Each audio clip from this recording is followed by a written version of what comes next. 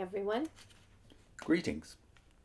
We are in the Pure Worship book on page 99 at the subtitle, My Anger Will Come to an End. Jehovah was forthright about his anger towards his people, but he also reassured them that his righteous indignation would not last forever. Note, for instance, these words, My anger will come to an end, and my wrath against them will subside, and I will be satisfied, and they will have to know that I, Jehovah, have spoken in my insistence on exclusive devotion, when I have finished unleashing my wrath against them. Ezekiel 5:13. Why would Jehovah's wrath eventually subside? Among the captives were faithful Jews who were taken into exile along with their unfaithful counterparts. In addition, through Ezekiel, God foretold that some of his people would repent while in exile. Those remorseful Jews would recount the shameful things that they had done in rebellion against their God, and they would implore Jehovah for forgiveness and favor. A thought we'd have to put in here is they're not just praying for themselves. They're praying for the people that you say were not forgiven ultimately. Mm-hmm. Ezekiel was among the faithful ones, as were the prophet Daniel and his 3 companions. In fact, Daniel lived long enough to see both the beginning and the end of the exile. His heartfelt prayer of repentance over the sins of Israel is recorded in Daniel chapter 9. Notice it's the sins of Israel he's generally praying about, including himself, though. That's right. So you should read the whole of chapter 9 to get that point. Please do. Read all of it. We'll put a link in at the end to our video about it. No doubt his sentiments represented the feelings of many thousands of exiles. Yes, I would agree with that. Who long for Jehovah's forgiveness and renewed blessings. Mm-hmm. How thrilling, then, were Ezekiel's inspired promises of release and restoration. Mm-hmm. There was, however, a more important factor in the release and restoration of Jehovah's people.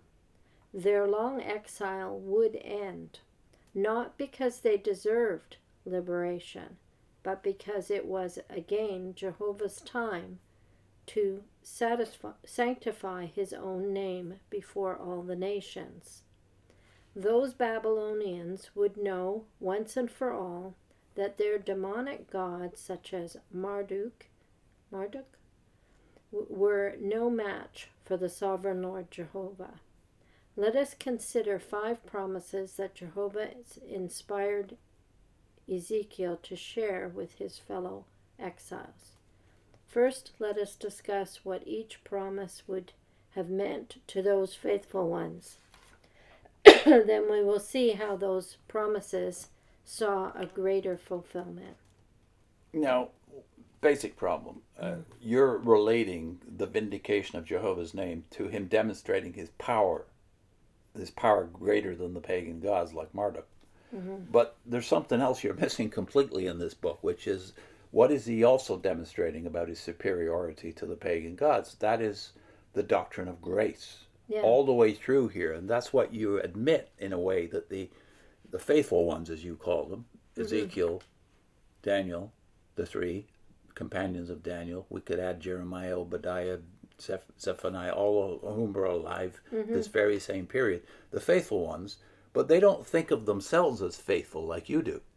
Yeah. They think of themselves as part of an unfaithful people. So you're confusing 2 concepts. One is the idea of God's people, and the other one is the idea of pure worship or true religion. Yeah. You can't fuse these 2 ideas together. They didn't think that way. They knew they were not pure worshipers, and therefore the true religion was something that they aspired to but could never actually participate in because they were sinners. This is something the witnesses don't know anything about, and they therefore combine the concepts in a way that doesn't help you sort this out. Yeah, the fact that they're in Babylon, you try and make a connection of Babylon the Great, false religion, but they are Israelites in Babylon. In exile.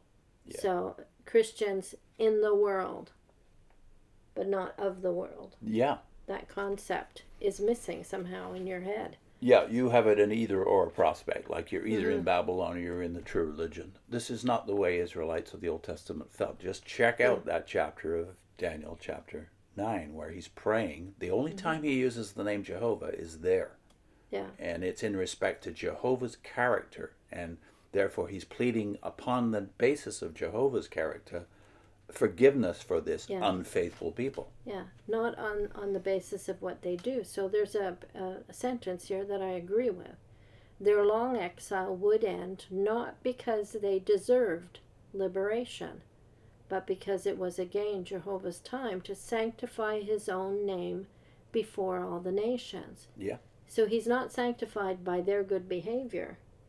He's sanctified by his behavior Towards them. Yeah, that's right. Yeah, and that is missing from you as a witness. That's grace. That's what grace is. That in spite of the fact that you don't deserve it, he shows grace to you. Because that's who he is. Yeah. Now, they cite one verse, right, from chapter 36 of Ezekiel here. Ezekiel 36, verse 22. And that verse says in the New World Translation, let me read just that verse and then I'll read the context. Therefore say to the house of Israel, notice to whom this is addressed, not to Jehovah's people today, as you think of it, the house of Israel. This is what the sovereign Lord Jehovah says. Not for your sakes am I acting, O house of Israel, but for my holy name, which you profaned among the nations where you have gone. Well, even the version you've referenced here tells you that this is not about them, it is about him. Yeah. And then it goes on, though, and this is where the God is in the details, and so is the devil. If you don't pay attention to the details here, you'll completely misunderstand what this is about. I will certainly sanctify my great name, which was profaned among the nations, which you profaned among them, and the nations will have to know that I am Jehovah, declares the sovereign Lord Jehovah, when I am sanctified among you. That is the ones that have sinned. When I am sanctified among you before their eyes, I will take you from the nations and gather you back from all the lands and bring you into your land. I will sprinkle clean water on you and you will become clean. I will cleanse you from all your uncleannesses or uncleanness and from all your disgusting idols. I will give you a new heart, put a new spirit inside you. I will remove the heart of stone from your body and give you a heart of flesh. I will put my spirit inside you and I will cause you to walk in my regulations. Notice the walking comes after God puts his spirit in them. Yeah, it's an act of God, and he cleans them up. And the cleanness happens after they are returned from exile, not as a condition of them returning from exile. And it's noticed by the nations, his relationship with them. I will put my spirit inside you and I will cause you to walk in my regulations, and you will observe and carry out my judicial decisions. Then you will dwell in the land that I gave to your forefathers, and you will be my people and I will be your God. Yeah. Well, for me, this was the end of the story. So the dominant... And you have left out the main thoughts. Yeah. In your the dominant thought that you find throughout the Psalms and throughout the prophets is God's loving kindness endures forever. Yeah. That's the theme of the Psalms. And you kind of know this because you do read the Psalms. Yeah. Your loving kindness will endure forever is I would say the central thought of many of the Psalms. The Psalms as a whole. The dominant thought is about God, not about his people. And that's always true. It's about him, not us. Yeah. Links? We're linking 2 videos and a playlist. So the videos are Daniel finally utters the name, but not in public community guilt. So it's that prayer. It's the prayer. Daniel 9 prayer. And the second one, no blame game. He bears the people's sins. He includes himself in that prayer. Yep. And then the Daniel playlist we'll put on as well. See you next time. Bye.